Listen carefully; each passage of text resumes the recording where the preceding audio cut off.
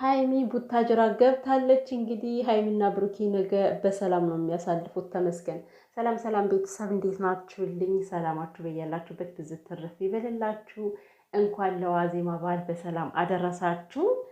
ውድ ቤተሰብ እንግዲህ ያው እኔ ሃይሚ ትቀራለች የሚል እምነትም ስላልነበረኝ በሰዓቱ የሆነ ነገር ይፈጠራል ብዬ ነበር ቪዲዮ የሰራሁት። በእርግጥ ትናንት ምናምን ነገር አልሰራውም፣ ጠፍቻለሁ፣ ተጠፋፍተናል።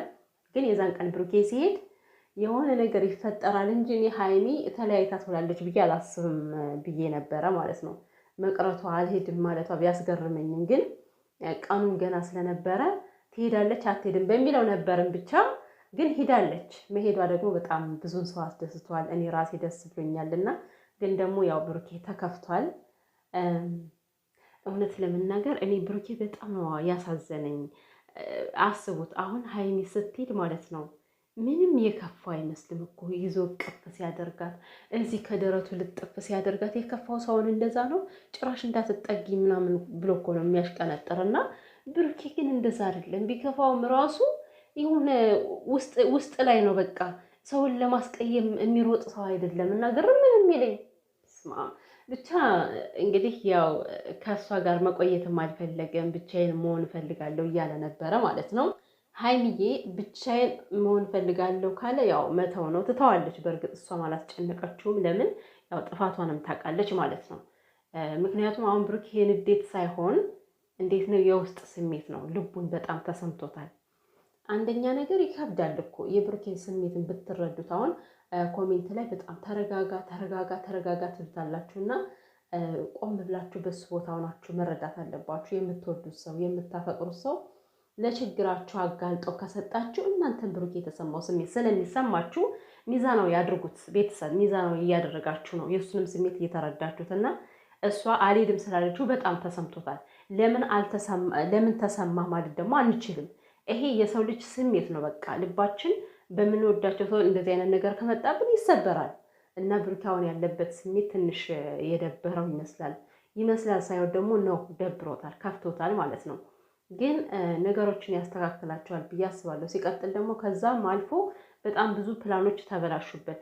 ለምሳሌ ቡታጅራ ሄዶ የሃይሚና የብሩኬ ነገር ደረጃውን እንዲቀይር ይፈልጋል ብሩኬ። ለምሳሌ ሽማግሌም ሊሆን ይችላል፣ ከቤተሰብ ጋር ከጋሼ ጋር የሚያወሩት ነገር ሊኖር ይችል ነበረ።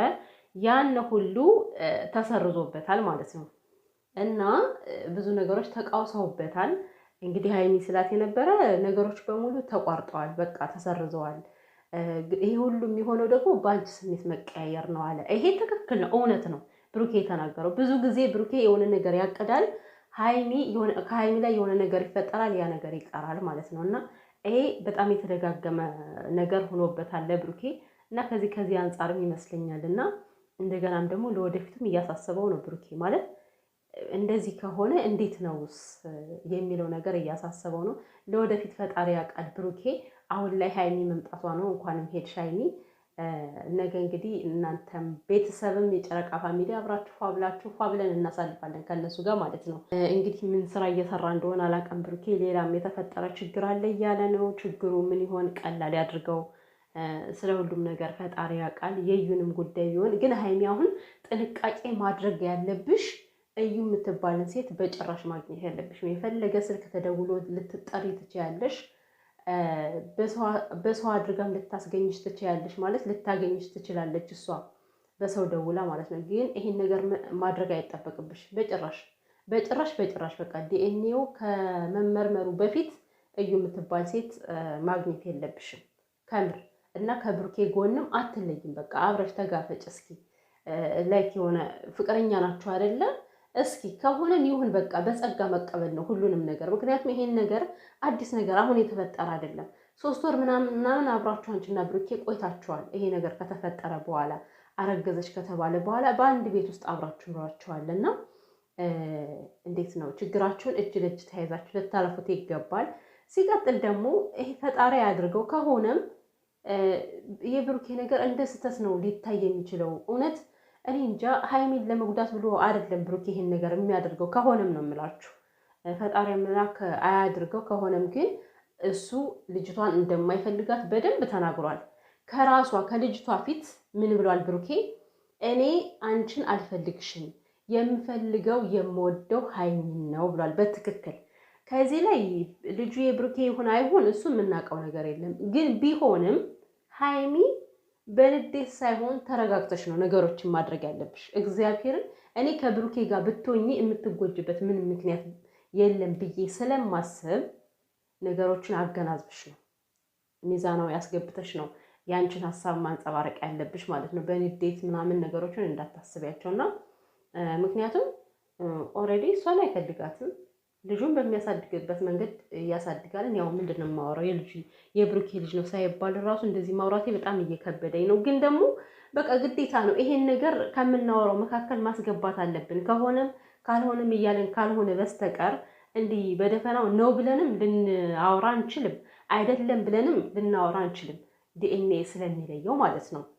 እኔ እያልኩኝ ያለሁት ቢሆንም ሀይሚ ነገሮችን ብታገናዝባቸው ብታያቸው፣ በእርግጥ ግዴታ ከብሩኬ ጋር ሁኚ ብሎ ማንም ሊያስጨንቃትም አይችልም።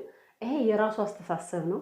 ግን ደግሞ መሆን ያለበትንና መሆን የሌለበትን እሷ በደንብ የምትለይ ይመስለኛል። ምክንያቱም ብሩኬ ማለት በጣም መልካም ሰው ነው። እግዚአብሔርን አኮርፏችሁ እንኳን የሆነ እያኮረፈ የማይመስል በዚህም ያክል ደረጃ እንዲጠብቅ አድርጎ ሳም የሚያደርግ መልካም ሰው ነው። ብቻ እውነት ብሩኬ ጥሩ ሰው ነው። ለሀይሚ በጣም ጥሩ ወንድ ነው። አሳቢዋ ነው። እና አሁን ብዙ ነገር ማለት አልፈልግም። ማለት ሁሉም ነገር ዲኤንኤው ከመጣ በኋላ በደንብ እንነጋገርበት ይሻላል። ምክንያቱም እንዲህ በደፈና የምታወሩት ነገር ስለሌለ ማለት ነው። ግን ያው የብሩኬን መልካምነት ሁሉም ሰው ያውቀዋል። ይሄንም ነገር ሀይሚን ለመጉዳት ብሎ እንዳልተደረገ ግልጽ ነው። እዩ ምንድን ነው እንግዲህ ውሸት ከሆነ ብሩኬ የሚለቃት አይመስለኝም ሲጀመር። ምክንያቱም ይህን ያክል ስሙን ሚዲያ ላይ አጥፍታ የሌለ ስም ተሰጥቶት ነው የከረመ ልጁ ማለት ነው። እውነትም ቢሆን ደግሞ እንደማይፈልጋት ነግሯታል። እና እሷ ምንድን ነው የምትለው? ግዴታ ከኔ ጋር መኖር አለብኝ ትላለች። እኔ እኮ በጣም ነው የምታናድደኝ እንደዚህ ስትል። ይሄ ወንድ ልመና አይሆንባችሁም ቤተሰብ? ወንድ ልመና እኮ ነው የሚመስለው። ሴቶች ግን አብደዋል እንዴ? ግዴታ ልጅ ወልጄለታለሁ እና ግዴታ ከኔ ጋር መሆን አለበት። ማነሽ አንቺ ሴት ጀመረ እዩ የምትባይ ማለት ነው። ከአንቺ ጋር የሚሆነው በግዴታ ስርሽ ልታስቀምጪው ነው? ምን አይነቷ ደፋር ሴት ናት! እና ባለፈው ገዳም ሄደዋል። ቃል ይግባላት አይግባላት እኔ የማውቀው ነገር የለም። ነገር ግን እሱ አይመለከተኝም። አንድ ቀን ከኔ ጋር ደግሞ ልንሄድ እንችላለን። ውሽማ ሆነሽ ነው የፈለግሽው? አንቺ ውሽማ ሆነሽ መኖር ነው የፈለግሽው? ምን ማለት ነው? ቃል ገብቶላት ተመልሶ ከሆነ ታውቂያለሽ ፍቅረኛው እንደሆነች ምናምን ነገር። ስለዚህ ከአንቺ ጋር ገዳም የሚሄድበት ምክንያት ምንድን ነው?